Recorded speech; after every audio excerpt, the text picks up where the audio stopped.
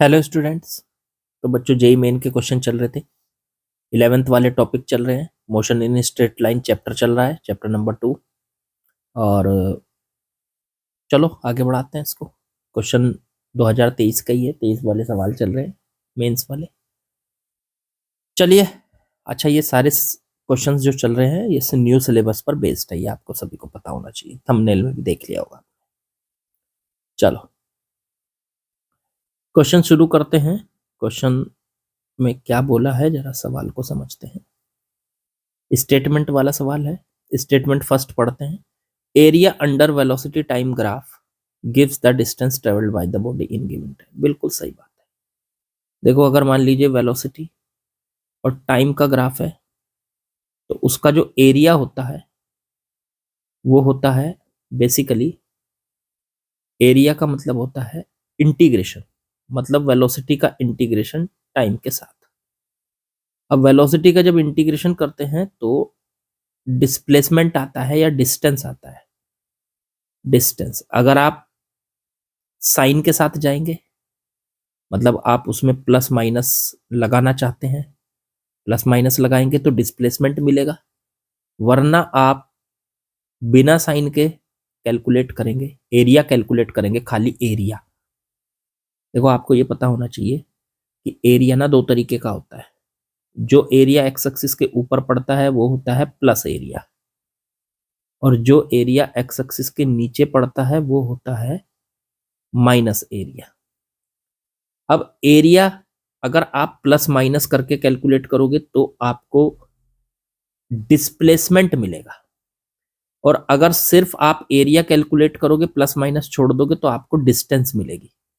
अब स्टेटमेंट में कहा है area under velocity time graph, तो मतलब उन्होंने सिर्फ एरिया बोला है, ये नहीं कहा कि प्लस एरिया या माइनस एरिया, मतलब एरिया विद साइन नहीं बोला।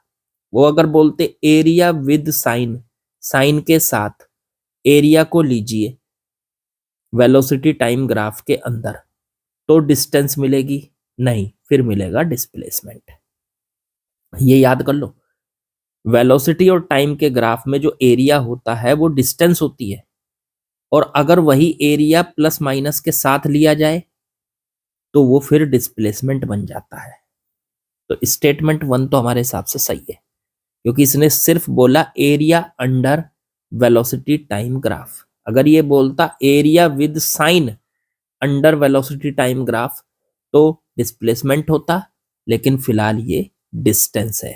अब बस आप इस बात को याद कर लो कि वेलोसिटी और टाइम के ग्राफ, पता ही होगा यार आप लोगों को ये तो, कि वेलोसिटी और टाइम के ग्राफ में जो एरिया होता है वो डिस्टेंस को रिप्रेजेंट करता है।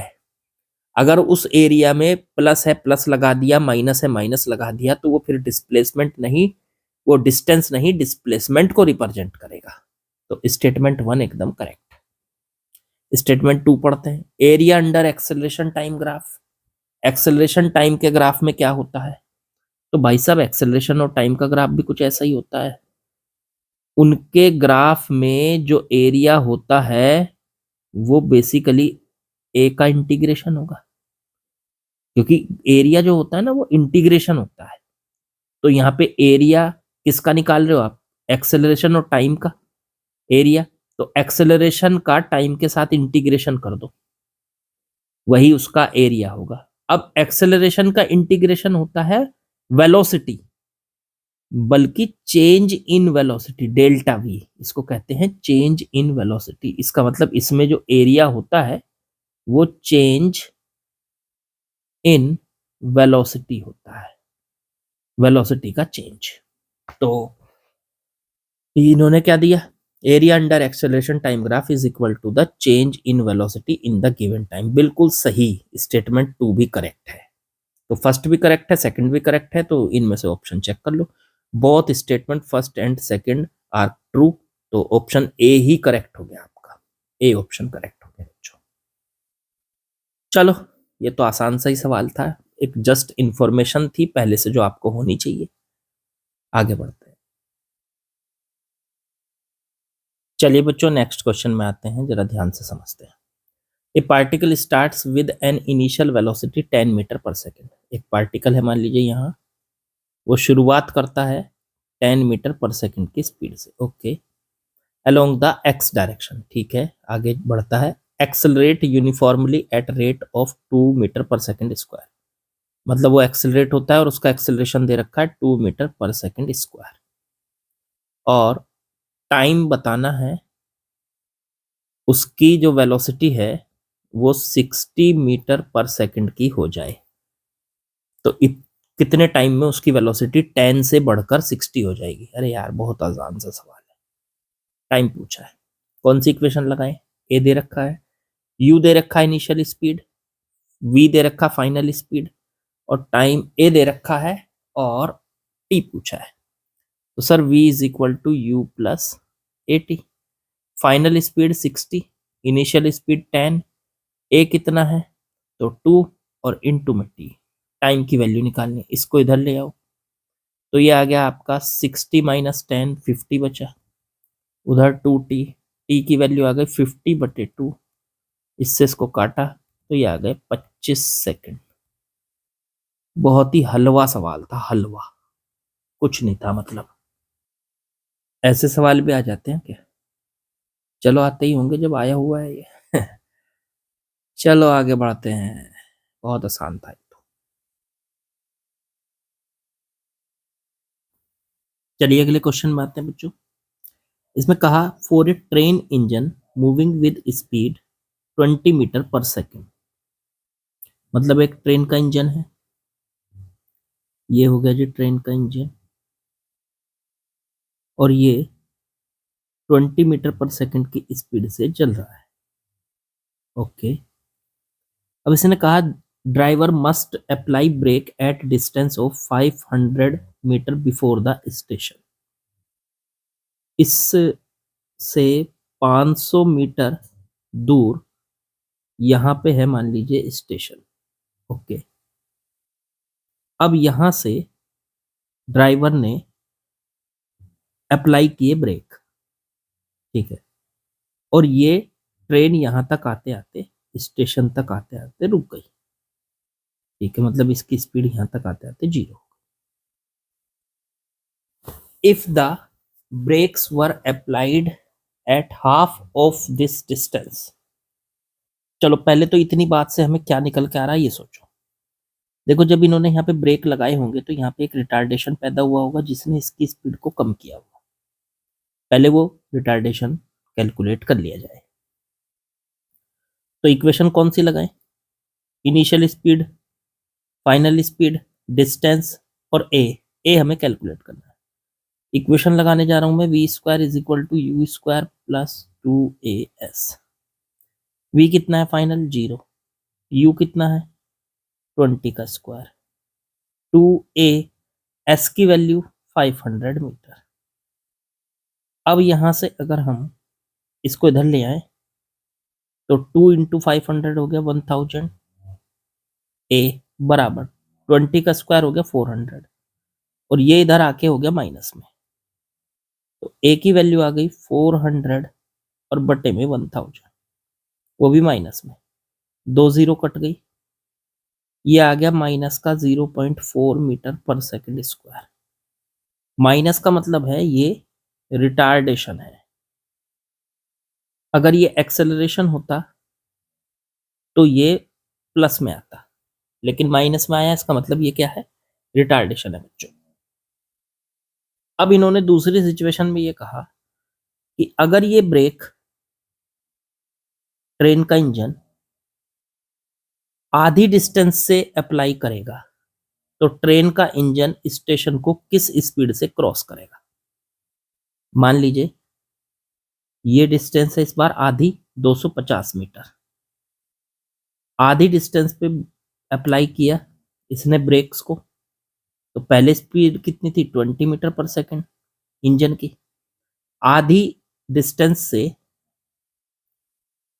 स्टेशन तक की डिस्टेंस कितनी थी 500, लेकिन 500 से ब्रेक नहीं लगाने शुरू किए, ब्रेक लगाने शुरू किए हैं 250 मीटर से, आधी डिस्टेंस से। तो अब ये स्टेशन को, अब स्टेशन तक पहुंचते पहुंचते इसकी स्पीड 0 नहीं होगी, खुद सोचो, कैसे हो जाएगी? अरे पहले जब वो ब्रेक लगा रहा था तो 500 मीटर पे ब्रेक लगा रहा था, तब जाके स्टेशन पे गाड़ी आके रुक रही थी। लेकिन अब लगा रहा है ब्रेक 250 मीटर से, तो अब स्टेशन पे गाड़ी रुकेगी नहीं, स्टेशन को गाड़ी पार करेगी किसी न किसी स्पीड से। वो स्पीड कैलकुलेट करनी है हमको। तो अब आप खुद सोचो, ब्रेक लगाने पे रिटार्डेशन तो उतना ही पैदा होगा जितना हमने कैलकुलेट किया था, मतलब एक ही वैल्यू हमें पता है। इस बार हमें वी निकालना है कि स्टेशन पे जब ये गाड़ी पहुंचेगी स्टेशन पे तो किस स्पीड से इसको स्टेशन को पार करेगी। चलो कैलकुलेट करो, फिर से इक्वेशन लगाते हैं। V square is equal to u square plus 2as। V final speed निकालनी है, यू इनिशियल स्पीड तो 20 का स्क्वायर प्लस 2a, ए की वैल्यू हो गई माइनस है 0.4 और इंटू एस 250 मीटर। तो वी स्क्वायर बराबर 20 का स्क्वायर आ गया 400 प्लस 0.4 इंटू में ये हो गया 500 और इंटू में 0.4, तो 500 इसको सॉल्व करें अगर हम तो 100 इंटू 2 ये आ जाएगा 200। आई थिंक यही आ रहा है, दोबारा एक बार और देख लेता हूँ। 50 इंटू में 2 500, 500 इंटू 4.4, 500 का 0.4 में मल्टीप्लाई करेंगे तो 200। हाँ ठीक है, तो 200 आ गया। तो v square is equal to 400 plus 200 600 हो गया। तो वी की वैल्यू कितनी आ गई? वी की वैल्यू अंडर रूट में 600 मीटर पर सेकंड भाई साहब। अब इन्होंने ये जो स्पीड दी थी ये कितनी दी थी? Under root x. इसको अंडर रूट 600 को अंडर रूट एक्स के बराबर रख दो, एक्स की वैल्यू निकाल लो, दोनों तरफ का स्क्वायर कर दो, तो एक्स की वैल्यू आ गई 600। तो बिल्कुल आसान है, एक्स की वैल्यू 600 आ गई, यहाँ पे रख दो 600। ठीक है, इस तरीके का सवाल आसान ही था, ये भी कोई वो नहीं है, पर फिर भी आपको प्रैक्टिस करने के लिए अच्छा सवाल मिल रहा है, इसी टाइप के सवाल आते हैं। चलो आगे बढ़ते हैं। चलिए बच्चों नेक्स्ट क्वेश्चन में आते हैं। आसान सवाल है पर बहुत सारी नॉलेज देगा ये आपको। इसमें ग्राफ्स की मैचिंग करानी है।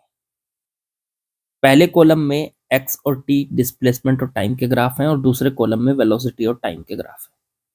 ये मैच कराना है कि कौन सा एक्स टी का ग्राफ कौन सा वी टी का ग्राफ सेम है, मतलब एक ही मोशन को दिखाते हैं। चलो जरा पहले वाले ग्राफ की बात करो, एक्स टी में। याद रखो एक्स टी ग्राफ से अगर वेलोसिटी टाइम ग्राफ बनाना है, मतलब एक्स टी ग्राफ से वी टी ग्राफ बनाना है, तो आपको क्या करना पड़ेगा?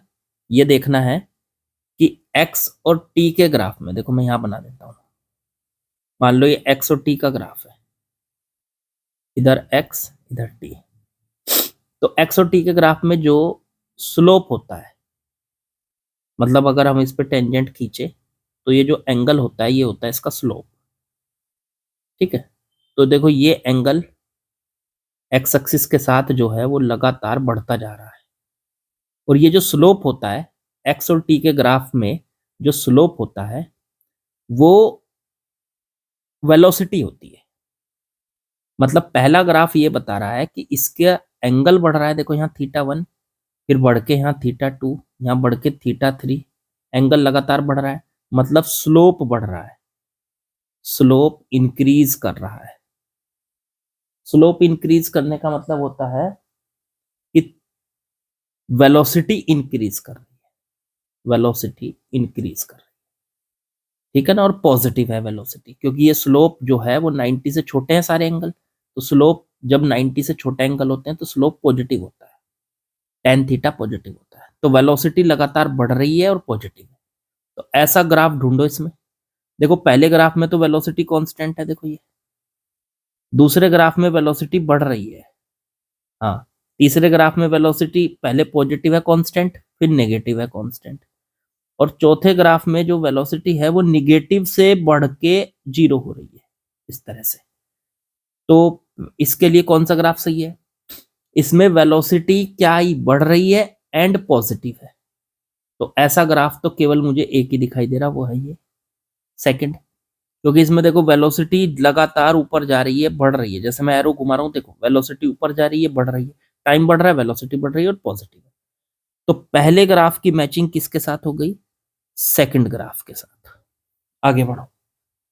अब दूसरे में देखो, इसमें जो डिस्प्लेसमेंट है लगातार घट रहा है, देखो नीचे आ रहा है डिस्प्लेसमेंट ऐसे, ये लगातार घट रहा है। घटने का मतलब समझे आप, ये लगातार कम हो रहा है डिस्प्लेसमेंट, तो इसका स्लोप निगेटिव होगा।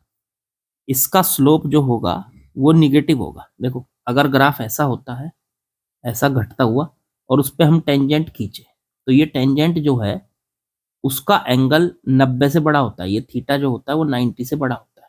और जब थीटा 90 से बड़ा होता है तो टेन थीटा की वैल्यू निगेटिव होती है। टेन थीटा की वैल्यू क्या होती है? निगेटिव। अब निगेटिव वैल्यू का मतलब हो गया कि slope negative, tan theta negative, slope negative, tan theta को स्लोप कहते हैं, और वही होती है वेलोसिटी।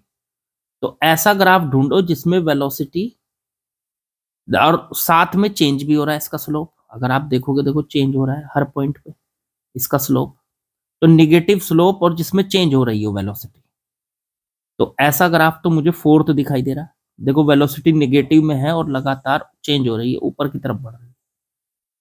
ठीक है, तो इसका मतलब ये बी का जो है हमारा मैचिंग किसके साथ बना? फोर्थ के साथ। अब सी में आ जाओ। सी में देखोगे तो पहले तो डिस्प्लेसमेंट बढ़ रहा है और वेलोसिटी इसकी कांस्टेंट है, मतलब स्लोप कांस्टेंट है और पॉजिटिव है। देखो ऐसे देखोगे, यहां से पहले तो ग्राफ ऐसे बढ़ा और वेलोसिटी, ये देखो इसका स्लोप देखो थीटा, ये 90 से छोटा एंगल है, तो मतलब इसका स्लोप कैसा हुआ? पॉजिटिव। और कांस्टेंट स्लोप है, मतलब इसकी वेलोसिटी कांस्टेंट है।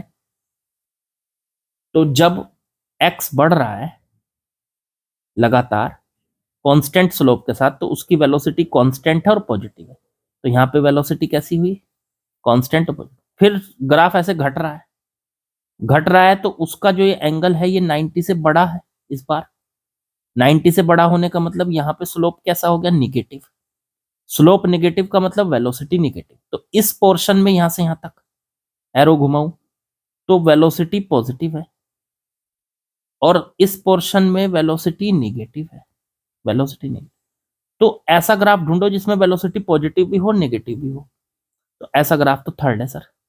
देखो इसमें वेलोसिटी कुछ टाइम के लिए तो ऊपर है पॉजिटिव यहां तो, और कुछ टाइम के लिए नीचे चली गई, मतलब नेगेटिव।